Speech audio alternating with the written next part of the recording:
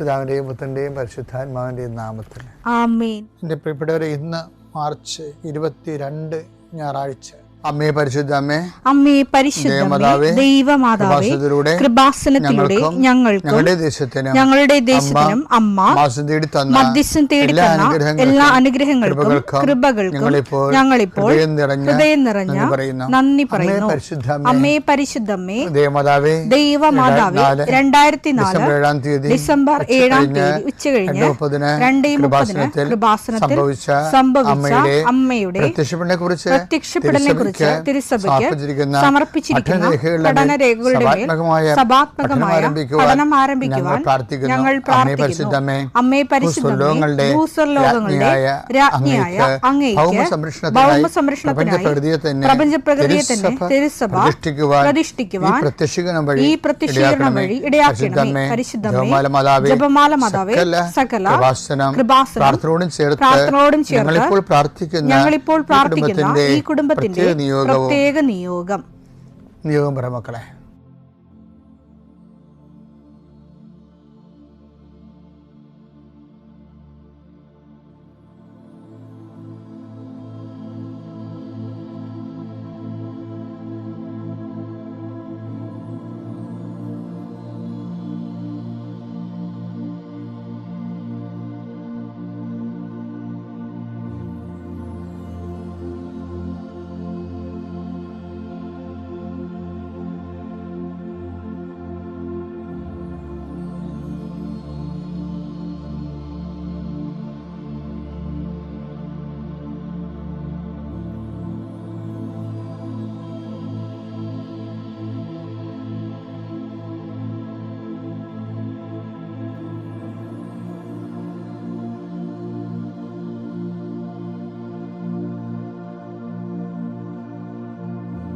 അമ്മയുടെ പ്രത്യക്ഷീകരണത്തിന്റെ ഈ അനുഗ്രഹവേളയിൽ ഞങ്ങൾക്ക് സാധിച്ചു തരുവാൻ കനിയണമേ. ആമേൻ. വിശ്വാസ പ്രമാണം.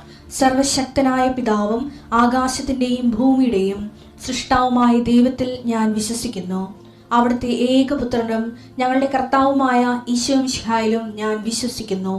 ഈ പുത്രൻ പരിശുദ്ധാത്മാവിനാൽ ഗർഭസ്ഥനായി കന്യകാമറിയത്തിൽ നിന്ന് പിറന്ന് പൊന്തിയോസ് പീലാത്തോസിന്റെ കാലത്ത് പീഡകൾ സഹിച്ച് കുരിശിൽ തറയ്ക്കപ്പെട്ട് മരിച്ച് അടക്കപ്പെട്ട് പാതാളങ്ങളിൽ ഇറങ്ങി മരിച്ചവരുടെ ഇടയിൽ നിന്ന് 3-ാം നാൾ ഉയർത്ത് സ്വർഗത്തിലേക്ക് എഴുന്നള്ളി സർവശക്തിയുള്ള പിതാവായ ദൈവത്തിന്റെ വലതുഭാഗത്തിരിക്കുന്നു. അവിടെ നിന്ന് ജീവിക്കുന്നവരെയും മരിച്ചവരെയും വിധിക്കുവാൻ വരുമെന്നും ഞാൻ വിശ്വസിക്കുന്നു. പരിശുദ്ധാത്മാവിലും ഞാൻ വിശ്വസിക്കുന്നു.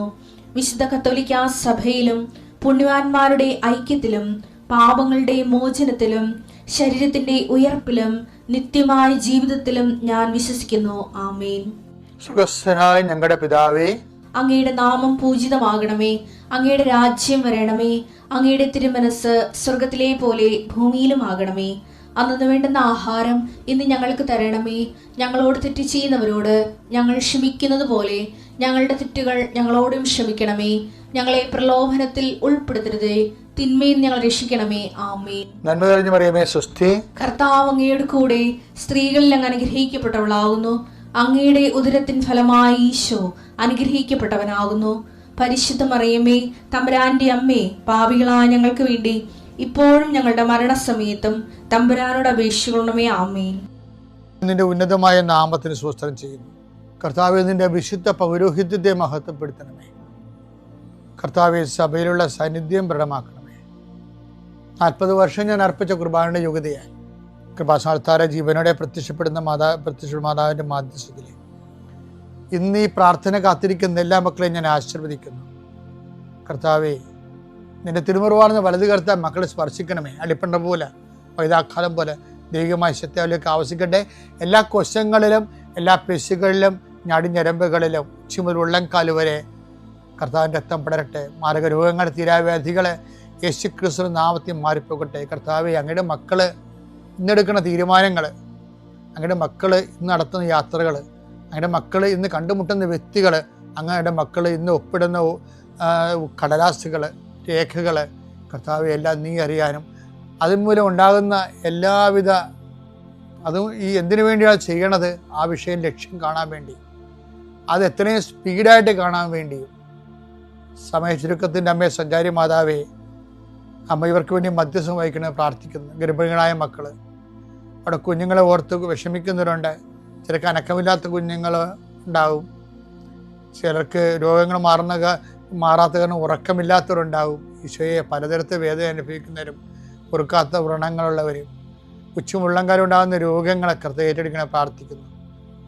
ഭാര്യ ഭർത്താക്കന്മാർ പിരിഞ്ഞ് താമസിക്കുന്നവർ, ഒരുമിച്ച് താമസിക്കാൻ ആഗ്രഹിക്കുന്നവർ, കുഞ്ഞുങ്ങളില്ലാത്തവർ കർത്താവിൻ്റെ ആശ്രയിക്കും. ഗവൺമെൻറ് സംബന്ധമായ വിഷയങ്ങൾക്ക് പല നടപടിക്രമങ്ങളിലൂടെ കടന്നു പോകുമ്പോൾ ഒത്തിരി കാര്യങ്ങൾ താമസിച്ചു പോകുന്ന കാരണം കിട്ടിയിട്ട് പ്രയോജനമില്ലാത്ത അവസ്ഥയിൽ വിഷമിക്കുന്നവരും കുരുങ്ങിക്കിടക്കുന്നവരും കർത്താവിൻ്റെ നാമത്തിൽ അഴിഞ്ഞു മാറട്ടെ.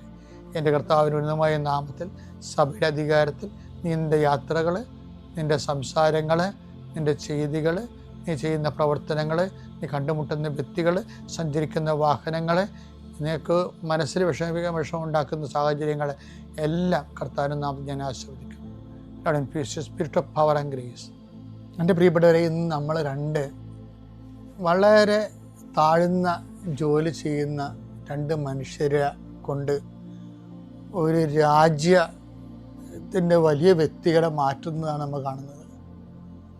അതിലൊന്ന്, രണ്ട് രാജാക്കന്മാർ 5-ാം അധ്യായത്തിൽ പറയുന്ന ഒരു നാമാനുണ്ട്. നാമാൻ എന്ന് പറയുന്നത് നിങ്ങൾക്കറിയാം, കർത്താവ് റെഫർ ചെയ്ത ഒരു വ്യക്തിയാണ് അങ്ങനെ സിറിയ രാജാവിൻ്റെ ഒരു സൈന്യാധിപനാണ്. ഇപ്പോൾ ഇസ്രയേലുമായ യുദ്ധത്തിൽ ഈ രണശൂരനായ ഒരു മനുഷ്യൻ ഇസ്രയേലിനെ തോൽപ്പിച്ചു. പട്ടാളക്കാരെന്ത് ചെയ്ത് അവിടുത്തെ ഒരു പെങ്കൊച്ചിനെ പിടിച്ചിട്ട് പോകും. അതുകൊണ്ട് ഈ സൈന്യാധിപൻ്റെ വീട്ടിൽ പരിചാരികയായിട്ട് നിർത്തി. പിന്നെ നമ്മൾ നോക്കുമ്പോൾ ഈ നാമാന് ഇത്രയും വലിയ വീരശൂര പരാക്രമമൊക്കെ കാണിച്ച മനുഷ്യന് കുഷ്ഠരോഗം വന്നു. അപ്പോൾ ഇയാളെ ചുരുങ്ങി കഴിഞ്ഞപ്പോൾ വീടുകളിലൊക്കെ എല്ലാം ഭയങ്കര സങ്കടമായി. രാജകൊട്ടാരത്തിൽ രാജാവിനും സങ്കടം, നാമാൻ്റെ വീട്ടിലും സങ്കടം. അപ്പോഴുണ്ട് ഈ പരിചാരികയായിട്ട് വന്ന ഇസ്രയേലിലെ പെൺകുട്ടി, അവള് അവിടെ ചെന്നിട്ട് അവളുടെ മതത്തിൽ ചേർന്നില്ല. അതാണ് രസം. ഇപ്പം ഇത്തിരി പൈസ ഒന്നുമില്ല. ഇപ്പം നമ്മുടെ ഗൾഫിലൊക്കെ വന്ന് ചില ആൾക്കാരൊക്കെ അറബികളുടെ വീട്ടിൽ അല്ലെങ്കിൽ അതുപോലെയുള്ള പണക്കാരുടെ വീട്ടിലൊക്കെ ചെല്ലുമ്പോൾ ചില ആൾക്കാർക്ക് പ്രാർത്ഥന കുറഞ്ഞു പോകണില്ലേ. ഇവളങ്ങനെയല്ല. അവൾ എപ്പോഴും ഓർത്തേക്കാം നമ്മൾ. കാര്യം നമ്മുടെ സ്വത്തിനേക്കാൾ, മനുഷ്യൻ്റെ സ്വത്തിനേക്കാൾ ബൈബിൾ എന്താ പറയണത്? സ്വത്ത് ഒന്നും കൊണ്ടുപോകണില്ല എന്ന് പറഞ്ഞില്ല. കൊണ്ടുപോകണത് എന്താണ്? നീ വിശ്വസിച്ച ദൈവത്തിന് മാത്രമേ കൊണ്ടുപോകണം. അപ്പം അതുകൊണ്ട് ഇവളെ പറഞ്ഞു, യജമാനെ സുഖപ്പെടുത്താൻ വഴിയുണ്ട്. ഞങ്ങളുടെ നാട്ടിൽ സമറിയായാലും ഒരു പ്രവാചകനുമുണ്ട്. നീ അവിടെ ചെന്ന ദൈവനാമത്തിൽ പ്രാർത്ഥിച്ചു, യജമാനെ സുഖപ്പെടുമെന്ന് പറയും. അപ്പോൾ അവളുടെ പറച്ചിൽ കേട്ടപ്പോൾ അത് വിശ്വസിക്കുന്നവരെയാണ് പറഞ്ഞിരിക്കുന്നത്. അല്ലെങ്കിൽ ശരിക്കും പറഞ്ഞാൽ ഇവരോട് യുദ്ധത്തിലിരിക്കുകയല്ലേ, യുദ്ധം കഴിഞ്ഞ് ഇസ്രായേൽ തോറ്റിരിക്കുകയാണല്ല. അപ്പോൾ പിന്നെ അവരെ ആശ്രയിക്കാൻ വേണ്ടി ഇവർ പോവുക. പക്ഷെ നാമാന് തോന്നി എന്തോ കാര്യം അതിൻ്റെ അകത്ത് ഉണ്ടെന്ന്. കാര്യം അത് പറഞ്ഞ പറച്ചിലാണ് നാമാൻ വീണിരിക്കണത്. അവളപ്പം നല്ല സ്ട്രോങ് ഫെയ്ത്തുള്ള ആളാണ്. വീട്ടുവേലക്കാരിയാണ് വന്നിട്ട് കാര്യമില്ല. അവർക്കൊക്കെ ഒരു പ്രേക്ഷിത ജോലി ഉണ്ട്. ഇക്കാലങ്ങളിൽ എന്തുമാത്രം മനുഷ്യരാണ് രാജ്യവ്യാപകമായ രീതിയിൽ, ലോകവ്യാപകമായ രീതിയിൽ കെയർ സെൻറ്ററിൽ പോണത് ജോലി ചെയ്യാൻ. ഈ കെയർ സെൻറ്ററിൽ പോണവരൊക്കെ ഓർക്കണം, നിങ്ങൾക്ക് നിങ്ങളുടെ വിശ്വാസം പകർന്നു കൊടുക്കാൻ കർത്താവ് നൽകിയ അവസരമാണത്. ഒത്തിരി പേര് അത് ചെയ്യുന്നുണ്ട്. പക്ഷെ എന്നാലും അതിനൊക്കെ ഒരു സുവിശേഷ മൂല്യം ഉണ്ടെന്ന് അറിയാൻ വേണ്ടിയാണിത് പറയണത്.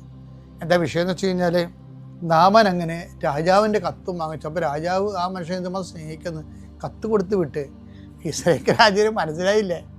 അയാൾ പറഞ്ഞു, ഇസ്രായേൽ രാജാവിന് കത്ത് കൊടുത്തപ്പോൾ നാമാൻ കൊടുത്തപ്പോൾ പറഞ്ഞു, ഇതെന്ത് എന്നോട് യുദ്ധത്തിന് വരികയാണോ? ഈ സൈന്യാധിപനാണല്ലോ കൊടുത്തിരിക്കണ കത്ത്.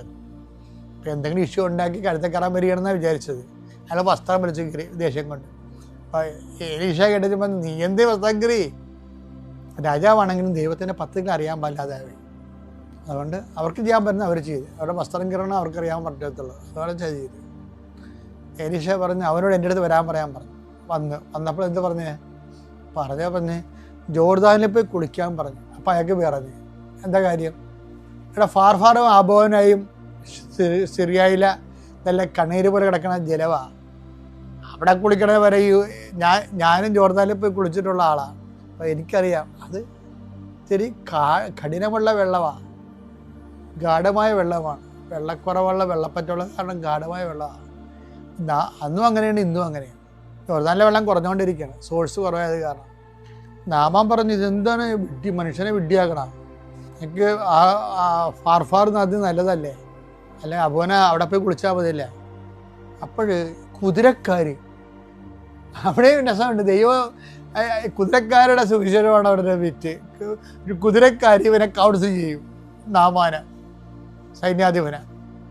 സൈന്യാധിപനാണെന്നൊരു കാര്യമില്ല.